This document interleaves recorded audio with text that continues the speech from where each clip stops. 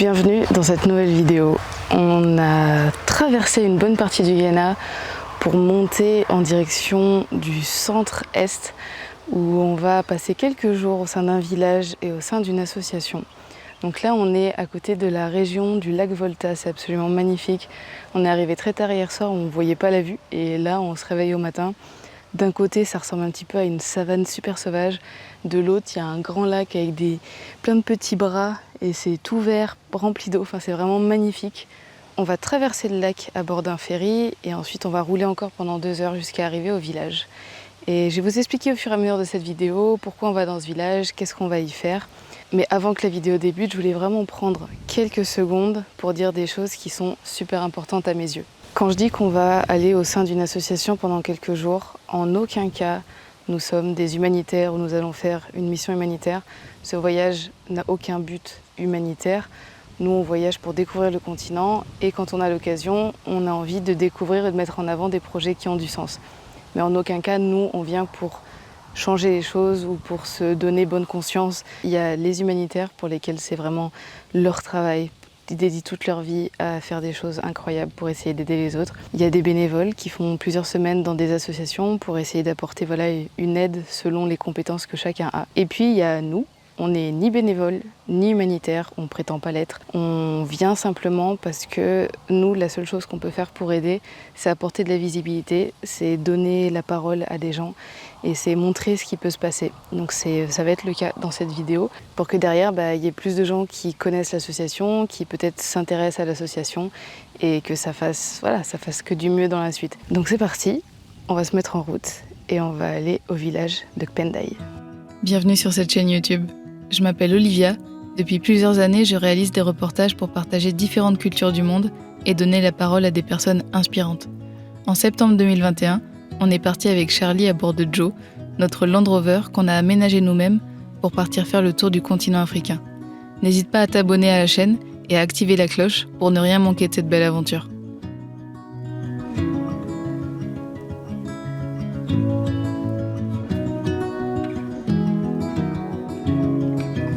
Première étape, prendre le ferry. On pensait qu'il y en aurait beaucoup, mais pas tant que ça. Il est 10h30 du matin et le prochain ferry est à midi. Donc on va attendre jusqu'à midi, on va être l'attraction parce que là on est les seuls voyageurs. On n'a pas trop d'infos sur la traversée, ni sur le prix, ni sur la durée.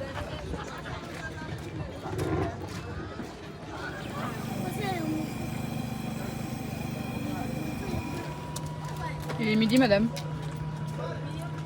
Oui. Le bateau est-il là? Non. Tu penses que le bateau arrivera un jour? Je sais pas.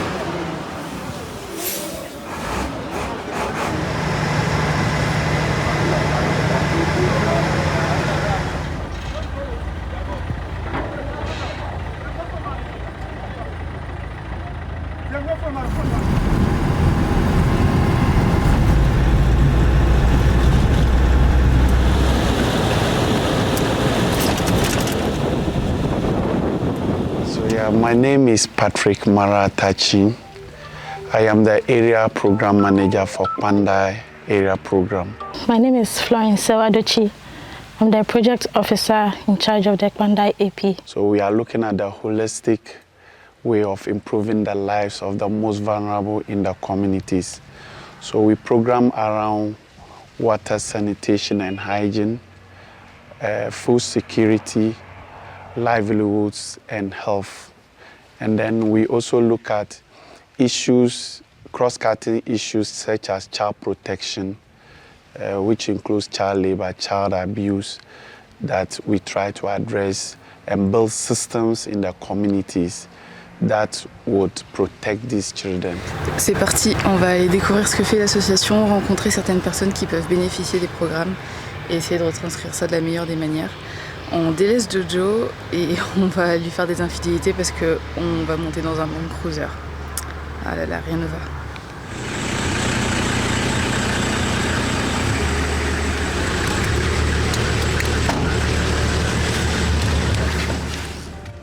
Nous allons passer plusieurs jours dans l'est du Ghana. Notre but est d'accompagner les membres de l'association World Vision dans leur mise en place du programme local qu'ils sont en train d'installer. Nous allons passer du temps au sein de plusieurs communautés autour de Kpendai pour que l'association puisse établir les différents besoins des populations.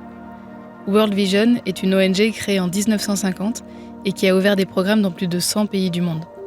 Son but, mettre en place des parrainages d'enfants pour soulever des fonds dans le but d'améliorer leurs conditions de vie et leur avenir. Le programme au Ghana vient seulement de commencer ici, dans les alentours de Kpendai, qui fait partie des régions les plus pauvres du pays. Une grande majorité de la population vit avec moins d'1 euro par jour. Comme je vous en parlais dans la dernière vidéo, le Ghana subit depuis plusieurs mois une grande instabilité économique.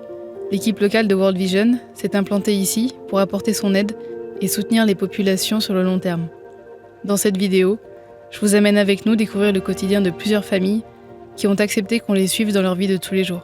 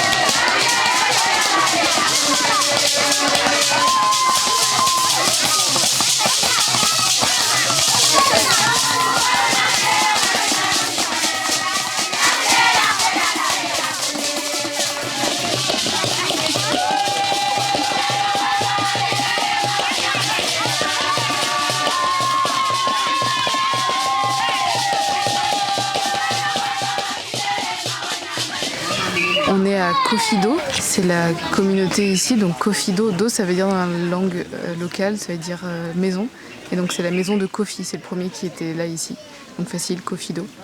Et on prend un petit moment pour parler avec les femmes, les enfants et les hommes pour comprendre un petit peu leurs différents challenges ici. So the question is more what do they expect from the program? Maybe they're shy or they want to answer, I don't know. Dia mau mama pende. Ngpanu beketina ngetang. Mana chana na madaka ya banan brosu ku na ni dotara. Mama ka ntete ma ka lu buas pa ma po ma ka jas ko ntete ka ya ka kamtam buas ku ka na ngandota. Baba. And so she stopped school because what were the challenges? Because it was too far, because it was too expensive, or what? He's saying about those parents. They were together. Now they are no more together.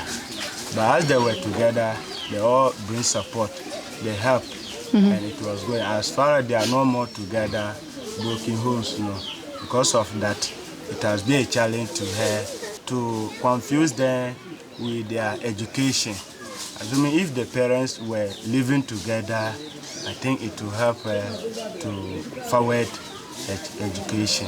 L'accès à l'éducation est un point clé pour World Vision. Et c'est une chose qu'on a pu observer depuis notre départ pour ce tour d'Afrique. Voilà déjà 1 an et demi qu'on sillonne une partie du continent, et si on a bien compris quelque chose, c'est l'importance de pouvoir aller à l'école, de pouvoir être éduqué, d'apprendre et d'avoir une chance de construire un futur. Dans cette région du Ghana, l'école est parfois à 1 heure de marche. Elle ne possède pas toutes les infrastructures et fournitures qu'on connaît chez nous. Mais elles ont le mérite d'être là, d'être construites, d'être tenues par des professeurs qui souhaitent transmettre leur savoir aux enfants. Ce partage de connaissances qui commence dès le plus jeune âge. This is where we are teaching. And we have a lot of problems here. We don't have water in the school. We don't have library. The books, we don't have them. Textbooks. Then the other teaching materials, we don't have them. So how many children do you have in the school? We have over 300 children in this class. 300 children.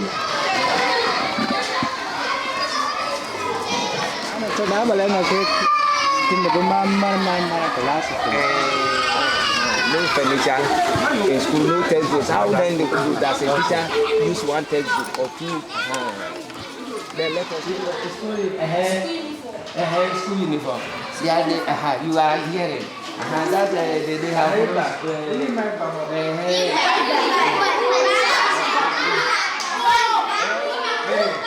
They are talking about.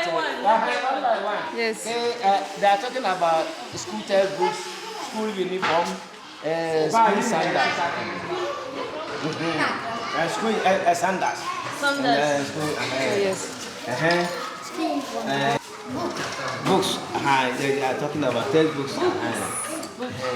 Some will get and sit down, others will not get.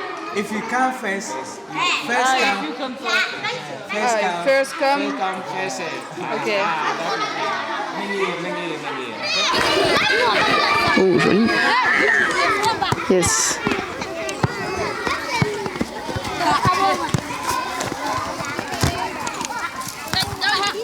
Selma Boba.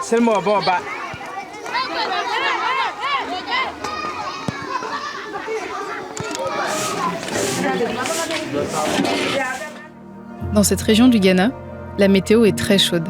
Les températures moyennes varient entre 29 et 40 degrés, avec une période de pluie entre mai et octobre. Pendant la saison sèche, il est difficile de cultiver beaucoup de choses. Les sols sont beaucoup trop pauvres. Les gens se nourrissent alors principalement d'igname, un tubercule qui résiste bien à ce genre de climat. Matin, midi et soir, les familles qu'on a pu rencontrer utilisent l'igname sous différentes formes. En frites, cuite à l'eau, ou plus populairement en foufou. L'igname est bouilli, puis pilé, pour donner une sorte de pâte bien consistante, qu'on peut manger avec une sauce et du piment.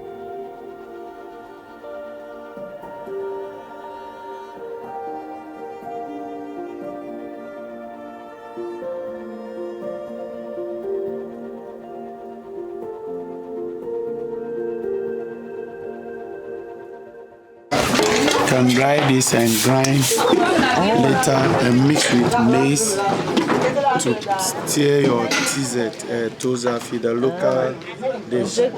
Okay, you can. Yeah, you can eat this. Yeah, sure. You can try.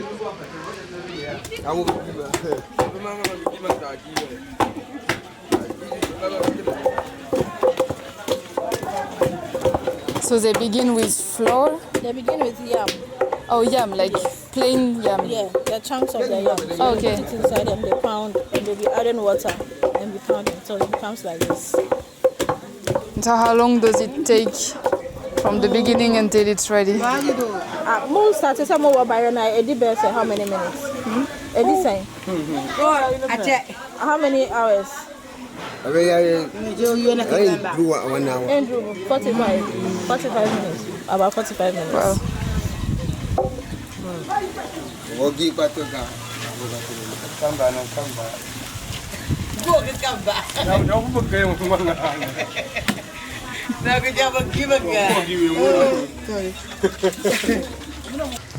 Donc c'est assez différent de certains endroits qu'on a pu voir, notamment au Sénégal, où c'était des petites cases bien plus petites, où chacun avait la cuisine ou le lit pour lui-même. Là, c'est plus une grande maison avec un grand espace au milieu où tout le monde se rassemble. Et donc dans le village, il y a un seul puits où les gens viennent. Et quand il y a trop de monde au puits, du coup ils sont obligés de marcher jusqu'à la rivière pour aller prendre de l'eau. Et là on va aller voir où ils cultivent. En ce moment c'est la saison sèche, donc il n'y a pas grand chose. Il y a surtout de l'igname et du manioc. Mais sinon en temps normal ils essaient de cultiver beaucoup de choses pour être autosuffisants. So this is yam? Yes. Okay. So how do they know that the yam is ready? This will dry. The leaves. The leaves will dry. The leaf that will will dry. tell you that it's time for harvesting. Okay, so you just watch the leaves, and if it's dry, you can take it. You can take it out.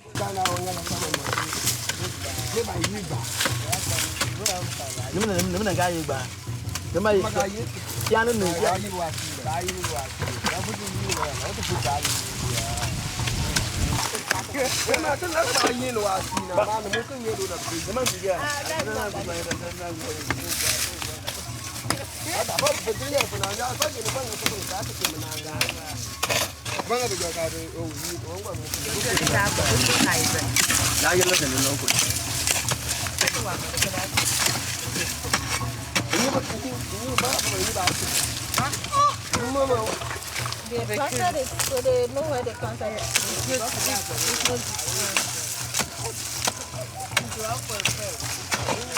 Before they plant, they make the mound. To know where is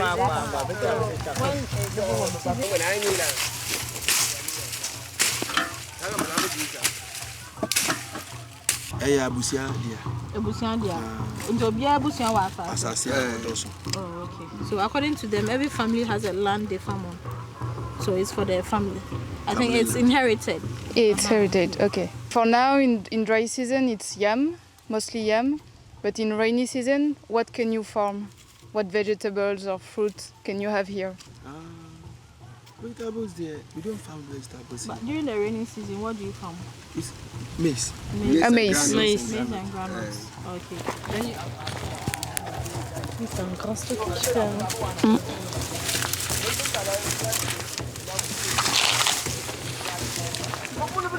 Oh yeah, there is a lot.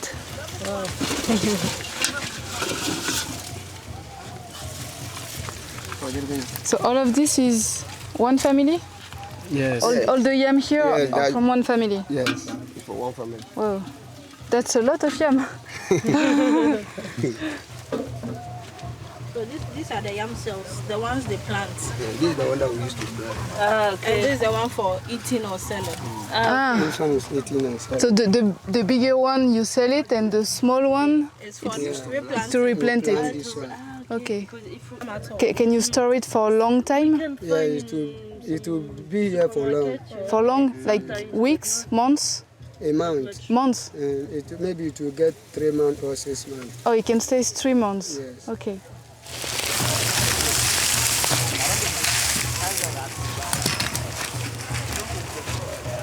Bah, tous les ignames sont bien conservés, au moins ils sont bien protégés, ils en ont des tonnes et des tonnes, c'est fou. Et évidemment, bah, les enfants, ils aident au travail, hein, c'est dans toutes les familles ici, les enfants aident parce qu'il y a besoin de bras, qui ne peuvent pas toujours aller à l'école. Donc ils aident les parents, ils aident les adultes. Ça, c'est un point sur lequel l'association essaye de travailler, que voilà, les enfants n'aient pas à travailler, qu'ils puissent aller sereinement à l'école. Mais c'est pas toujours facile, selon les familles, comme on le voit là. Des fois l'école elle est très loin, des fois l'école ça coûte trop cher, ils n'ont pas les moyens. Et puis ils ont besoin des enfants aussi parce que pour faire à manger, pour nettoyer, pour cultiver, bah, ils sont souvent pas assez, donc il y a besoin d'aide. Et dans ces cas-là, c'est les enfants qui aident.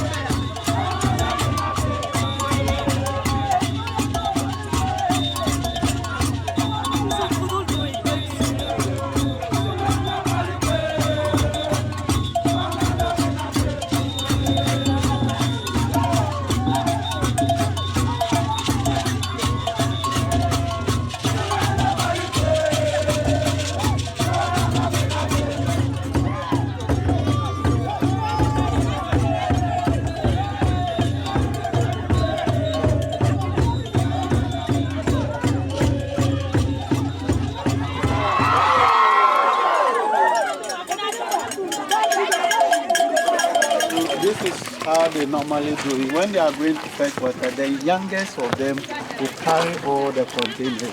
Okay.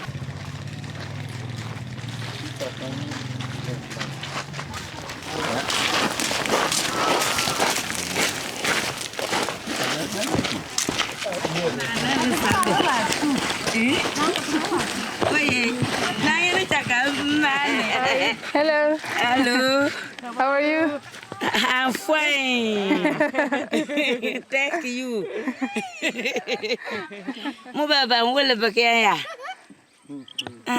Do you understand what she's saying? She wish her skin is like yours. Oh, no. Your skin is beautiful.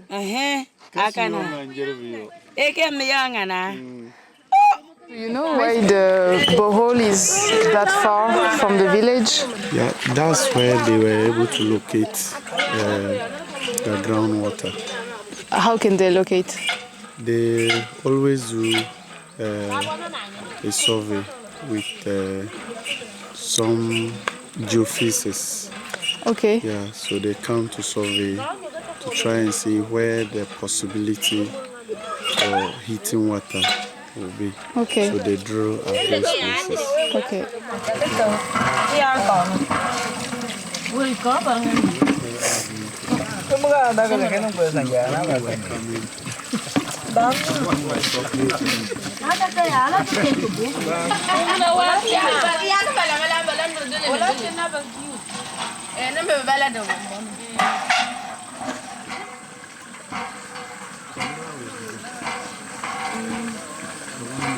Our water system is low, so because of it's one of the key challenges. Some of the children can go there without getting water to bath early and go to school. Water is life.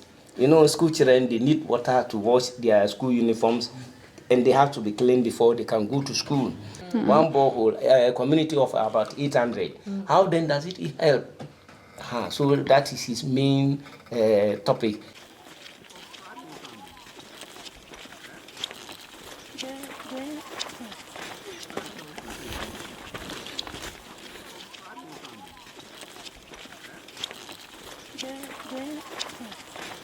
Getting water. Okay. So because they have to go deep. They have to go deep. Okay. Il faut se dire quand même que ils, ou elles surtout, font ça tous les matins et tous les soirs, voire plusieurs fois tous les matins et plusieurs fois tous les soirs. Et elles portent des énormes bassines remplies à ras-bord. C'est cliché à dire, mais on oublie très souvent, trop souvent, le luxe d'avoir de l'eau potable qui sort du robinet avec de la pression directement dans nos habitations. Je suis la première à l'oublier beaucoup trop vite, mais ce genre de petits moments, ça te remet les pieds sur terre.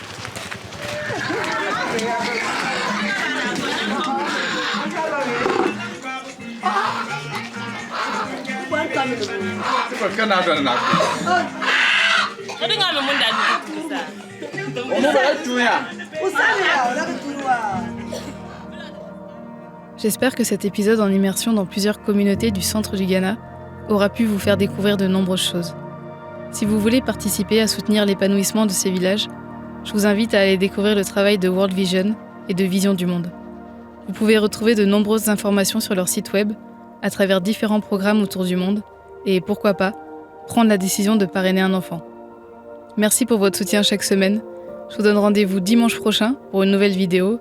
Et puis, n'oubliez pas de booster ces petits filous d'algorithmes en laissant un commentaire. Ça fait toujours plaisir. Ciao!